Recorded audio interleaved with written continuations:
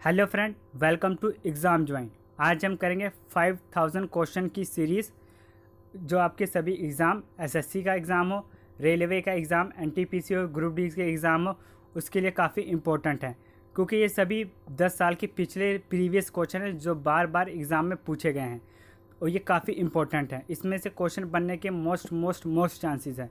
तो सबसे पहला क्वेश्चन हम देखेंगे, संविधान सभा के प्रारूप समिति में कुल कितने सदस्य थे। ये क्वेश्चन इस प्रकार होगा कि प्रारूप समिति में कुल कितने सदस्य थे। तो जो इसका राइट ऑप्शन होगा ऑप्शन नंबर ए हो जाएगा। कुल 7 सदस्य थे और जो इसके अध्यक्ष थे वो उससे भी ज़्यादा इम्पोर्टेंट है, वो थे डॉक्टर भीमराव अंबेडकर जी, वो इसके अध्यक्ष थे। और जो इसके 7 सदस्य थे उनके नाम एक बार आप देख सकते हैं। सबसे पहले तो जो उनके अध्यक्ष थे डॉक्टर भीमराव अंबेडकर जी, उसके बाद थे गोपाल स्वामी, कृष्णा स्वामी अय्यर, कन्हैया लाल, मोहम्मद सादुल्ला, माधवराव और डेपी खेतान। ये टोटल थे इनके सदस्य प्रारूप समिति के। सेकंड क्वेश्चन अब हम देख सकते हैं, पारा का एटॉमिक मास कितना होता है। ये भी इम्पोर्टेंट क्वेश्चन है, पारा का एटॉमिक मास कितना होता है।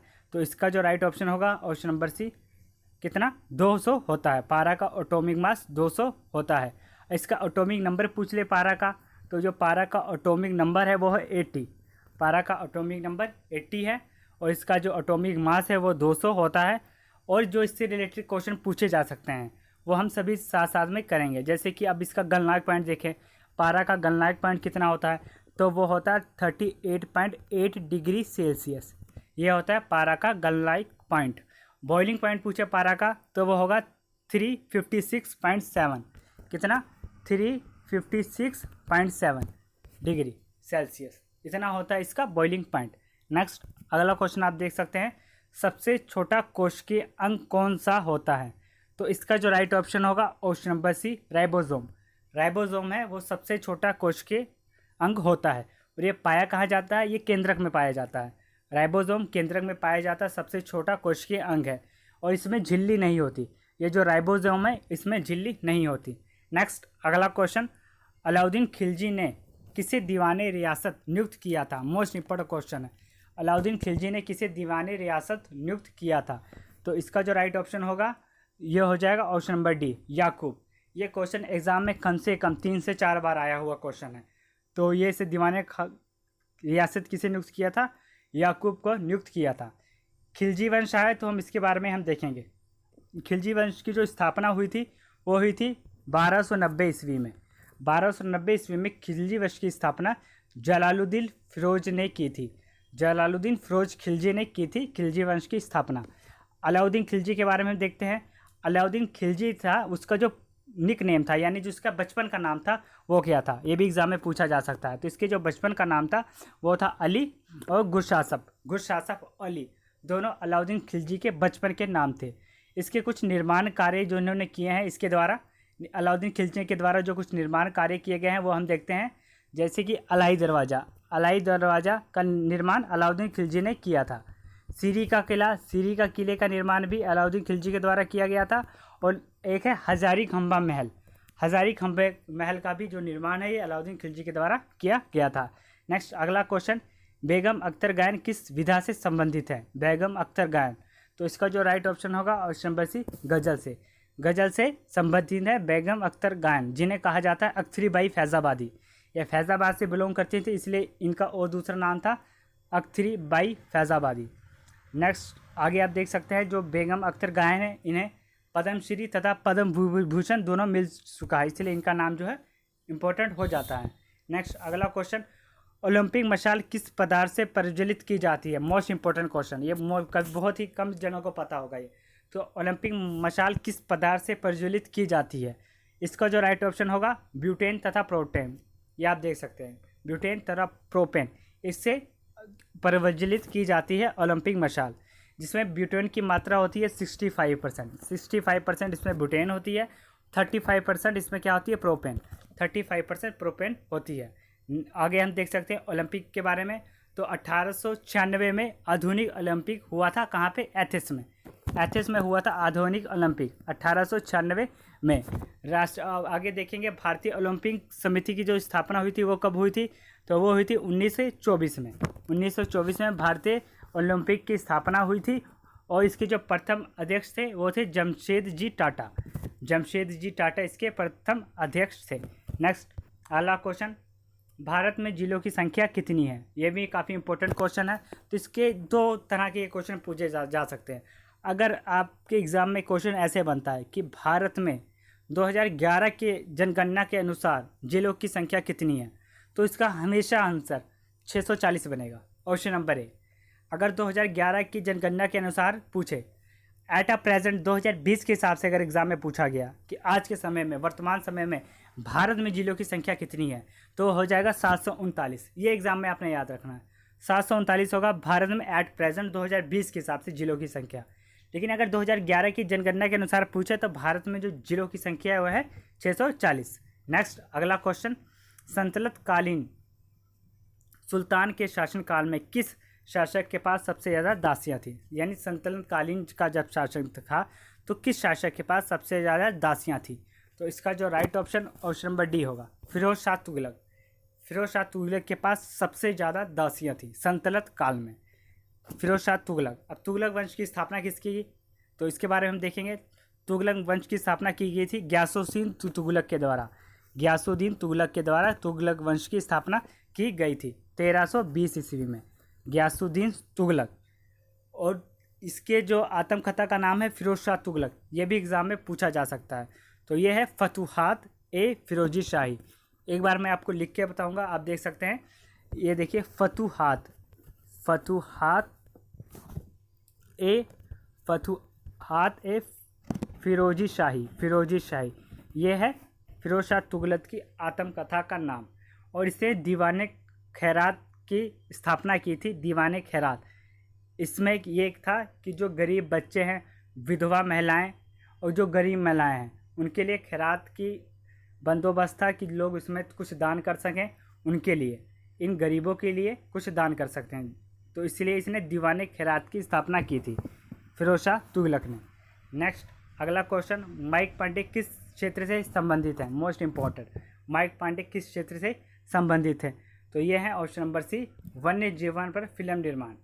वन्य जीवन पर ये फिल्म बनाते हैं, ये इसलिए इन्हें इस पर कहा जाता है इंडिया का बेयर ग्रिल्स। इन्हें इंडिया का बेयर ग्रिल्स भी कहा जाता है, माइक पांडे, जो कि वन्य जीवन पर फिल्म निर्माण करते हैं।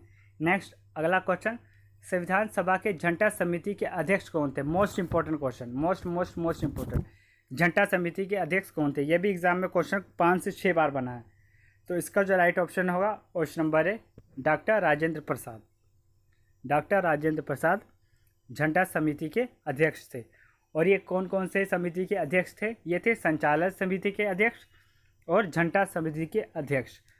पंडित जवाहरलाल नेहरू थे संघीय समिति के अध्यक्ष और संघ समिति के अध्यक्ष। जो थे सरदार वल्लभ भाई पटेल, इनके अतिरिक्त प्रभार था प्रांतीय के अध्यक्ष ये थे सरदार वल्लभ भाई पटेल। प्रांतीय संघ के अध्यक्ष थे सरदार वल्लभ भाई पटेल। 1946 में टोटल 7 समितियां बनाई गई थी, जिसके अपने अपने अध्यक्ष थे। नेक्स्ट अगला आप देख सकते हैं क्वेश्चन, औरंगजेब ने शिवाजी के विरुद्ध किसे दक्कन का सूबेदार बनाकर भेजा? शिवाजी के विरुद्ध, इसका जो राइट ऑप्शन नंबर डी हो जाएगा, शाइस्ता खान। शाइस्ता खान के विरुद्ध औरंगजेब ने शिवाजी के विरुद्ध दक्कन का सूबेदार बनाकर भेजा था। औरंगजेब आया तो इसे जिंदा पीर कहा जाता है, ये बहुत इंपॉर्टेंट है। औरंगजेब को क्या कहा जाता है? जिंदा पीर। उससे ज़्यादा इंपॉर्टेंट क्वेश्चन ये है कि जो जजिया कर को पुनः लागू किया था, यह किया था औरंगजेब ने। अकबर के शासनकाल में जो जजिया कर था, यह था जो गैर मुस्लिम थे उनसे अतिरिक्त कर वसूल किया जाता था, जो मुस्लिम से बिलोंग नहीं करते थे, तो उसे कहते थे जजिया कर। तो इसे औरंगजेब ने 1669 ईस्वी में 1679 ईस्वी में पुनः लागू कर दिया था, जजिया कर। औरंगजेब को क्या कहा जाता है? जिंदा पीर। इसे भी आपने याद रखना है। नेक्स्ट क्वेश्चन नंबर 12, यहूदी मेहुइन किस वाद्य यंत्र के प्रमुख वादक हैं? इसका जो right option number C, violin. Violin के प्रमुख वादक हैं यहूदी मेनुहीन। नेक्स्ट अगला क्वेश्चन, सूर्य के अपेक्षाकृत ठंडे भाग जिसका तापमान 15 डिग्री सेल्सियस होता है क्या कहलाता है?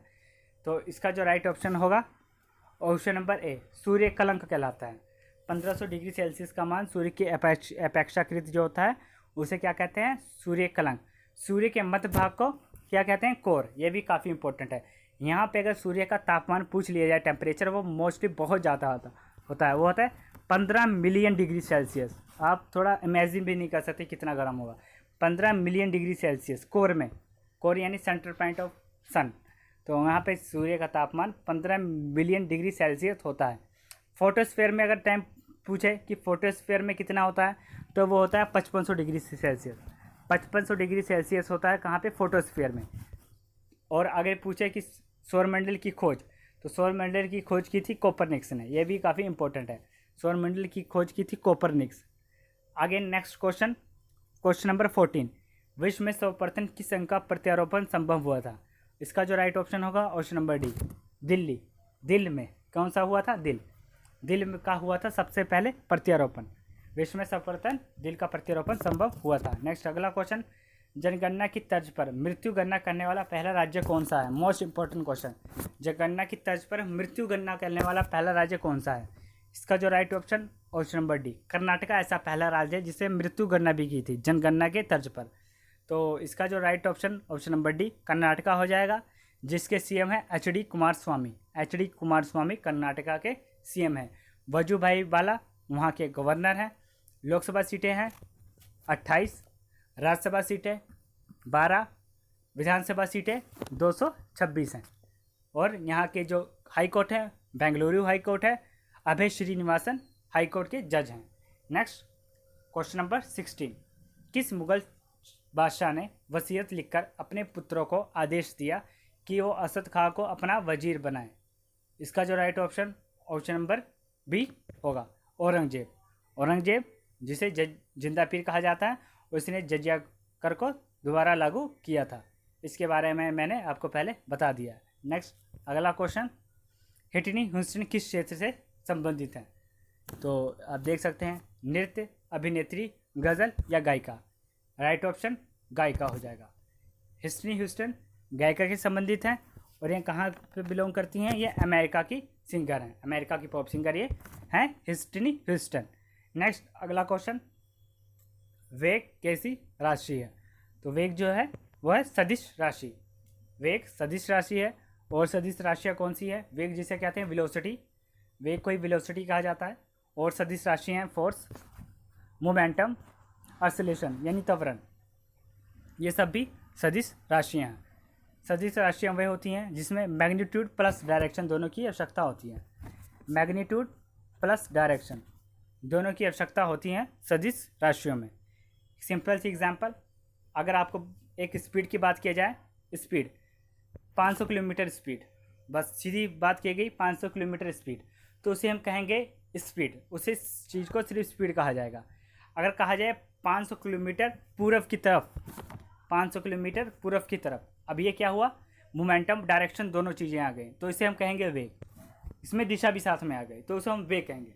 सिर्फ था 500 किलोमीटर, कोई दिशा नहीं बताई, तो वो होगी स्पीड, 500 किलोमीटर प्रति घंटा स्पीड।